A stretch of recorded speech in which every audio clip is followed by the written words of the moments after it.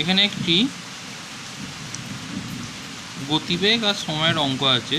তো বলছে একটি 180 মিটার লম্বা ট্রেন বিদ্যুতের খুঁটিকে 12 সেকেন্ডে অতিক্রম করে। ট্রেনটির গতিবেগ বের করতে হবে। আচ্ছা, একটা জিনিস আমরা মনে রাখবো, সবসময় গতিবেগ বের করা হয় ঘন্টায়।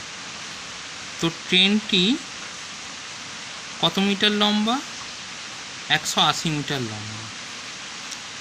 এখানে আর একটা জিনিস খেয়াল রাখবে, যখন কোনো ট্রেন কোনো খুঁটি, গাছ, কোনো মানুষ বা কোনো পোস্ট এদেরকে অতিক্রম করবে, তখন সে এদেরকে অতিক্রম করা মানে নিজের দৈর্ঘ্যটাকে অতিক্রম করবে।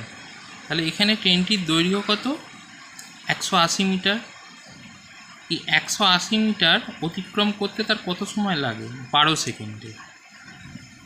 হ্যাঁ, এবার ট্রেনটির গতিবেগ বের করতে হবে। যে গতিবেগ কিসে বেরোয়?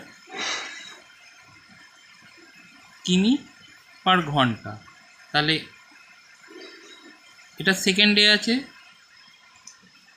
1 ঘন্টায় কত সেকেন্ড হয়? 360। আর 1 কিমিতে কত মিটার হয়? 1000 মিটার। 0 0 0 0 0 0 কেটে গেল। 12 দিয়ে 3, 3 18, 54 কিমি পার ঘন্টা। তাহলে আমার গতিবেগ কত বেরোলো? 54 কিমি পার ঘন্টা। এটা বুঝতে পারলে কি করব? যতটা দূরত্ব গেছে, কত সেকেন্ডে গেছে, সেটা দিয়ে ভাগ করব, দিয়ে এটাকে কি কিলোমিটার পার ঘন্টায় বের করতে হবে।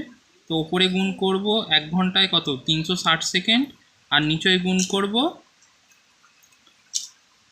1000 মিটারে 1 কিলোমিটার দিয়ে 1000 গুণ করলে, দিয়ে কাটাকুটি করে যেটা উত্তর বেরোবে সেটাই হবে।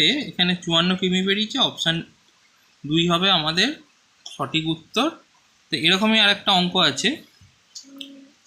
এটা দেখো, 150 মিটার লম্বা একটি ট্রেন একটি গাছকে 10 সেকেন্ডে অতিক্রম করে। তাহলে ট্রেনটির গতিবেগ কত হবে?